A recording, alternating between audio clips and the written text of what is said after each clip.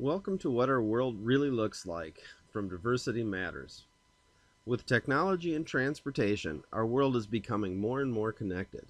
At home and abroad, more and more people interact with people and ideas from different cultures. It's important for us to understand these facts. There are definitely good things that come from our world being increasingly connected, but there are also bad things that come with it too. It's not just good or bad, but it is what it is. Whatever your opinion, whatever your beliefs, whatever industry you will work in someday, it's important for everyone to learn about and interact with people from different cultural backgrounds. With that in mind, here's what our world really looks like. Let's imagine for a second that the world had only 100 people. If the world had only 100 people, 57 of those people would be Asian. Asia is the only continent with two countries with over a billion people. Not all Asian people look alike, they don't all dress alike, they don't have the same culture, religion, they don't speak the same languages. There are many diverse countries within the continent of Asia, but 57% of the world's population is Asian. 21 of those people would be European. Only 14 would be from both North and South America. The U.S. is the third largest country in the world, and a huge portion of the world's economy and many other cultural aspects, but only 14% of the world is from both North and South America. And 8 of those 100 people would be African.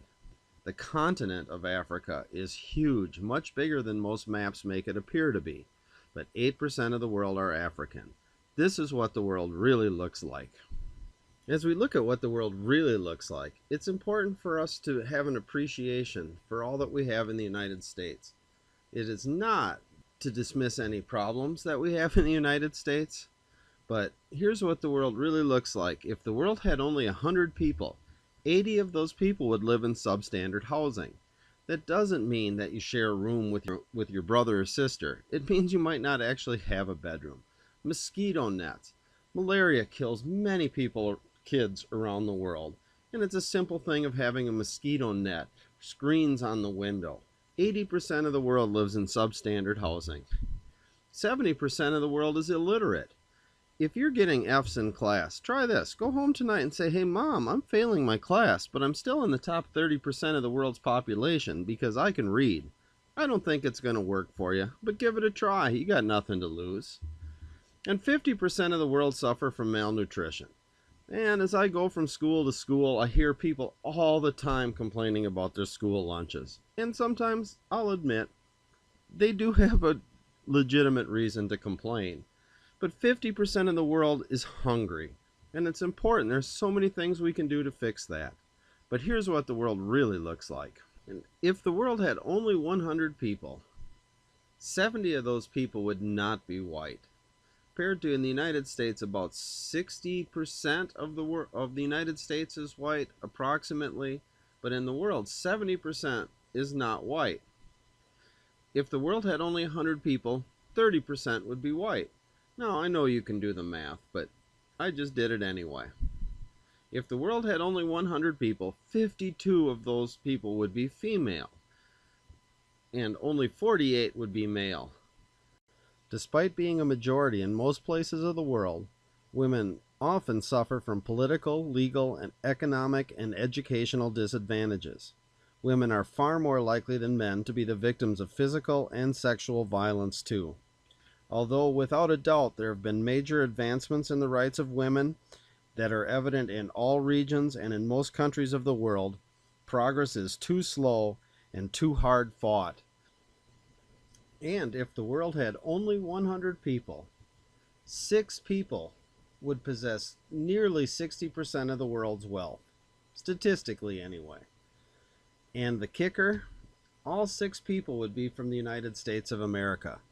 It used to be that the wealthiest person in the world was always an American. Now that switches around. Currently, as I record this presentation, Jeff Bezos, the founder of Amazon.com, is at the top. But we switch sometimes between Bill Gates of Microsoft, Warren Buffett, the investor from Omaha, But also there's real estate developer from Mexico who comes up in the top 5, a prince in Saudi Arabia, as well as a real estate developer in Taiwan. Now, not to downplay poverty in the United States, but there is tremendous opportunity here in the United States of America. Now that we look at the big picture of the statistics of what the world really looks like, let's just focus in on you. You know that expression, if you're one in a million? You're lucky, you're special, it means it's good things, although many teachers called me special, but I don't think they always meant it in the best way possible. If you were one in a million in the United States of America, in India there would be 1,100 people, just like you. And in China, there would be 1,300 people, just like you. In China, there are actually more students in the top 1% of their class than there are all students in the United States of America. Even if we do everything right educationally, politically, and economically, the numbers are just proving that we need to understand other people in the world. Because our world is so interconnected, no matter what you do for a living, no matter what area you work in, you have an opportunity to set yourself apart by being able to communicate and work with people from different cultural backgrounds. Science and technology are global industries. Math is a universal language. Research is conducted all over the world. Communications and computers are global industries. When I first lived overseas, I had to stay up in the middle of the night to call my mom at home. Now, through Facebook and other forms of technology, we can communicate instantly. We can work with people around the world. Media and marketing are global industry. Brands transcend culture and borders, and products and how we market those products are a great opportunity for us to use our cultural understanding.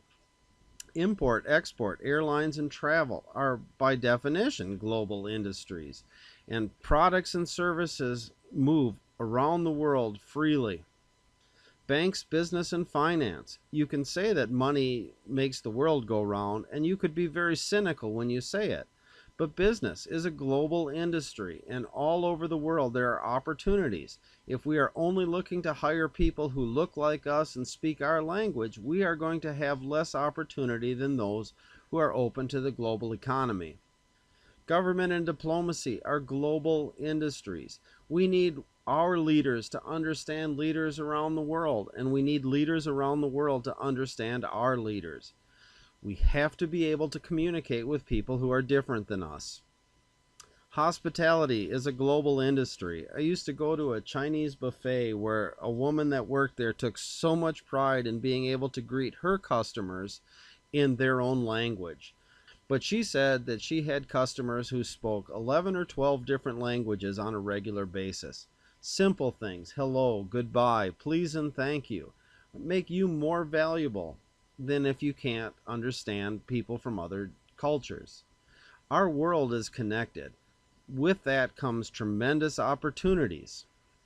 Whether you travel the world or never ever leave your home, it's increasingly important to understand people from different cultural backgrounds. We all need to know about our world. Diversity matters, maybe now more than ever. Thanks so much for your time. If you have any questions, comments, or concerns, please don't hesitate to contact me. My name is Byron, and I speak to students.